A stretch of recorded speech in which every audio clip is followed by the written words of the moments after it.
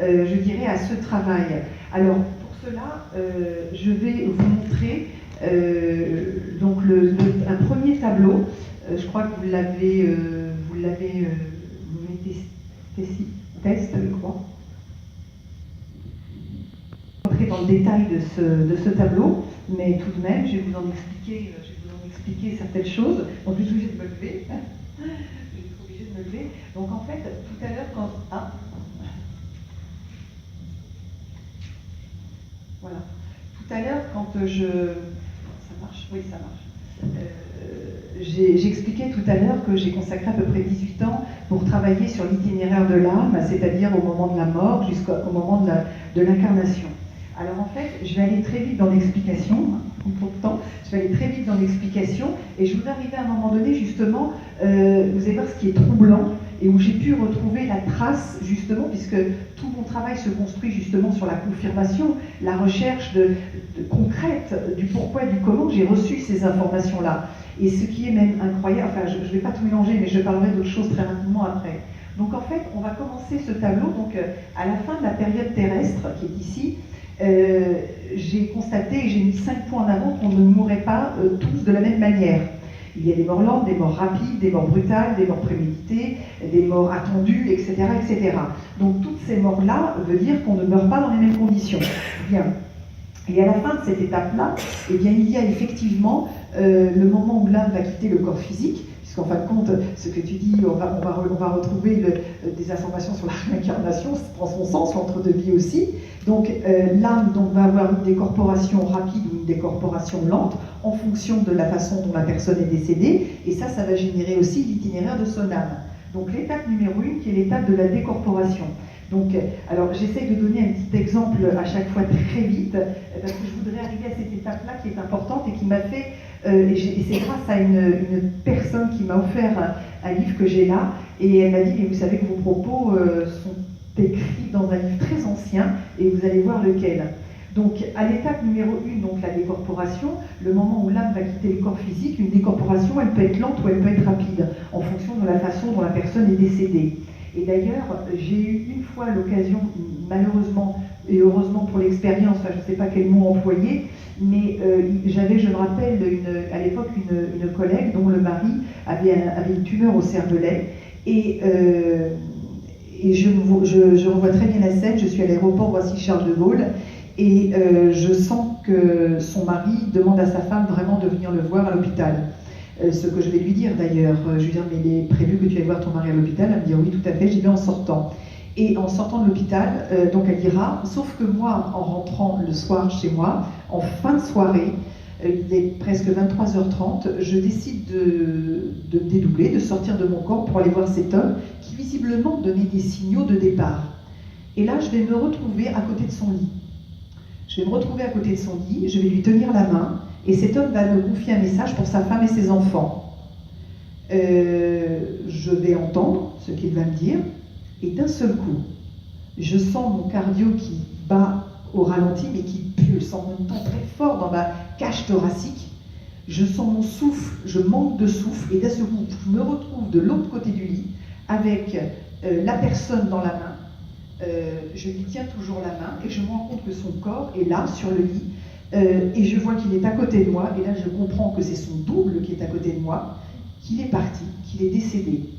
Dans la foulée, j'aperçois un rayon lumineux. Dans ce rayon lumineux, un homme, prénommé Georges, lui demandait de venir.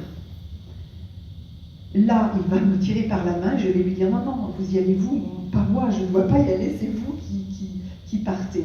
Et donc il va s'en aller, et moi je crois que je m'endors, mais je dors très mal, je suis épuisée, et le matin au réveil, je note tout ce qui s'est passé, je consigne tout.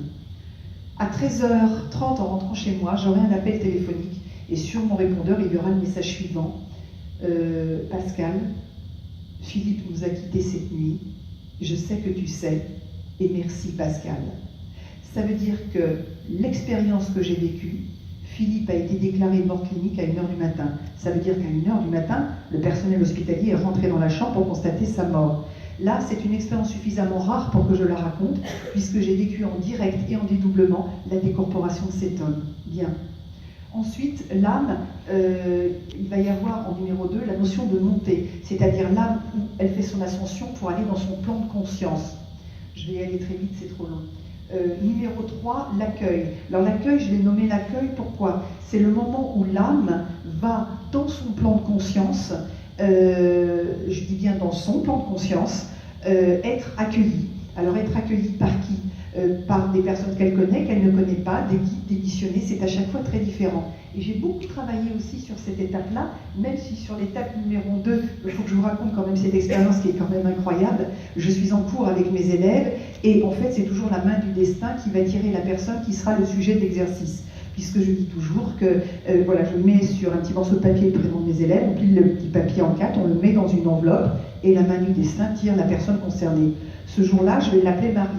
C'est Marie qui va être tirée au sort. Et le but de cette expérience, c'était de travailler, à titre expérimentation, sur la prochaine entre-deux-vie. Le but n'était pas de savoir quand et comment on va mourir, ça ne m'intéressait pas. Mais après, en tant que chercheuse, moi j'ai toujours besoin d'aller plus loin et de repousser les frontières permanentes. Et là donc, cette personne, je me concentre, je me mets au niveau de la montée. Et je la suis. Et je vois l'ascension de son âme, qui a déjà fait sa décorporation. Sauf que, dans la montée, je vois un homme s'accrocher à ses jambes. Il dit qu'il s'appelle Jean. Et il lui dit, aide-moi, j'ai besoin d'aide, je suis si mal.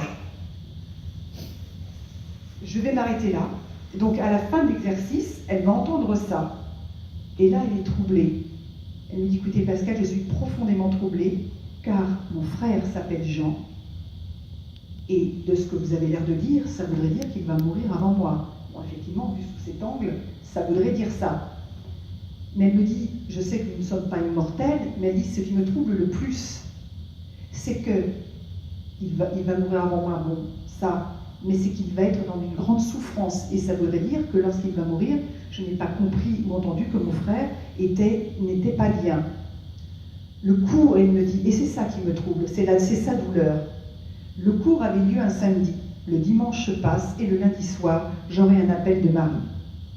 Marie va me dire, Pascal, je vous annonce que mon frère Jean est décédé. Alors là, je suis troublée, je lui présente mes condoléances et je lui dis, vous pouvez m'expliquer? Et elle me dit, bien écoutez, voilà, j'ai été prévenue lundi. Il se trouve que les voisins, il était attendu, il ne s'est jamais présenté au rendez-vous du week-end. Les voisins, inquiets de ne pas le voir venir, ont laissé passer le samedi, le dimanche, et le lundi matin, ils ont appelé les pompiers.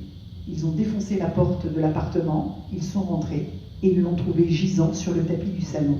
Il s'était suicidé. Cette expérience, je la cite aussi parce qu'elle reste encore assez extraordinaire dans ce sens où, oui, et ce que je vais rajouter, c'est que le médecin légiste a établi la mort le samedi après-midi. C'est-à-dire qu'au moment où j'étais propulsée dans le passé, dans le futur, c'est-à-dire celui de Marie, au moment de sa montée, synchrone, l'âme de son frère était en train de monter, puisque le médecin légiste a déclaré la mort à peu près à cette heure-là. Voilà. L'accueil, alors l'accueil, c'est important de le dire, parce qu'il faut savoir que les promesses qu'on se fait sur Terre, on peut les retrouver là.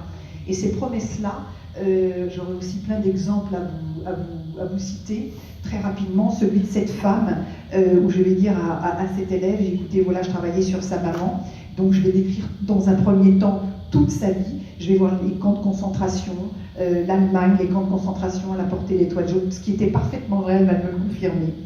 Mais je vois qu'au moment de l'accueil, elle est accueillie par une femme. Cette femme est une religieuse, elle s'appelle Marie quelque chose, je n'ai pas en tête le deuxième prénom, et elle lui dit, tu vois, je t'avais dit que je t'attendais, je serai là. Et à la fin de la séance, en larmes, l'élève va me dire, écoutez Pascal, vous m'auriez dit n'importe qui, je vous aurais cru, mais je tiens à dire que maman a fait la rencontre d'une femme, d'une religieuse qui s'appelait Marie-Suzanne, on va dire. Pour le deuxième prénom, j'en suis pas certaine. Et qu'elle lui a complètement bouleversé sa vie, et donc de la religion juive, elle a pris la religion catholique. Et donc, elle lui a fait énormément de bien, parce que le traumatisme des camps, ça n'est jamais passé pour elle.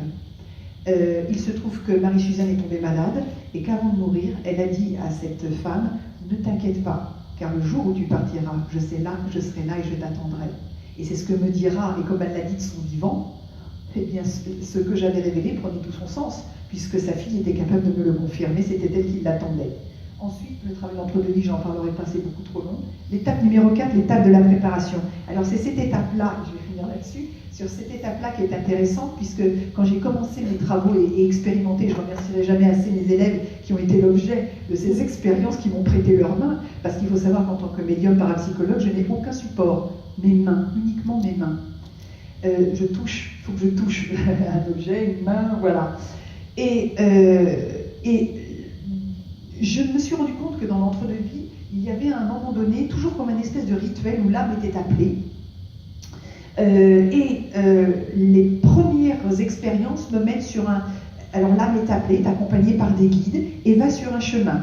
Ce chemin sur lequel il se dirige, tu vas voir, où il y a des pierres de part en part, arrive à un premier cromlech, donc des pierres levées. Je vois qu'ils arrivent devant une pierre levée, et que là, il y a un rituel, ils se lavent les pieds et les mains, et ils rentrent dans un deuxième cercle, idem, et dans le deuxième cercle, il y a comme un petit hémicycle, et il y a un fauteuil, un pupitre et un livre. Et j'entends que c'est le livre de la vie de la personne pour qui l'âme est amenée ici. Et la personne est mise sur ce livre, devant ce livre, sur ce fauteuil, et un guide montre les pages, les écritures disparaissent, mais des scènes se substituent à l'écriture. Et je sens qu'il y a je ressens qu'à ce moment-là, il y a un petit peu comme une mise au point de ce qui s'est passé dans l'entre-deux-vies, conséquence aussi des vies passées, et qu'on révèle un peu comme un bilan de l'âme à se préparer à ce qu'elle a compris, à ce qu'elle aura dans les très grandes lignes à affronter. Et je vois que cette expérience revient à chaque fois. Et effectivement, comme mon travail est basé sur le principe du contrôle, je me demande mais comment je vais réussir à prouver ce que je suis en train de dire. Eh bien, la preuve va arriver au bout de 2 ans d'expérimentation, où une élève, Manon, pour ne pas la nommer, qui était très férue de liturgie, elle me dit « Pascal, je crois que vous allez être contente. Car toutes les révélations que vous faites depuis 2 ans, et je vous suis depuis 2 ans, sont écrites dans un livre, l'Apocalypse de Jean. Et au chapitre 20 de l'Apocalypse, il est dit, et là je m'en suis pas remise pendant plusieurs jours, il est dit la chose suivante, c'est au chapitre 20. Je vis ensuite les morts, grands et petits, qui comparurent devant le trône, et des livres furent ouverts.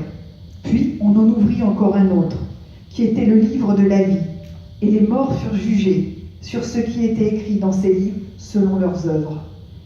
Et l'Apocalypse va me donner des réponses absolument incroyables.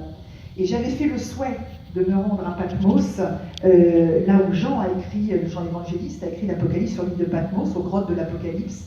Et effectivement, j'ai pu réaliser, c'est très récent, je l'ai réalisé l'année dernière au mois de mai 2018, il y a tout juste 1 an, où je me suis rendue dans les grottes de l'Apocalypse, où là, il s'est passé beaucoup de choses. Voilà. Passionnant. Vraiment, ça donne presque de l'espoir après la mort. Hein. C'est vraiment qui croyait en rien.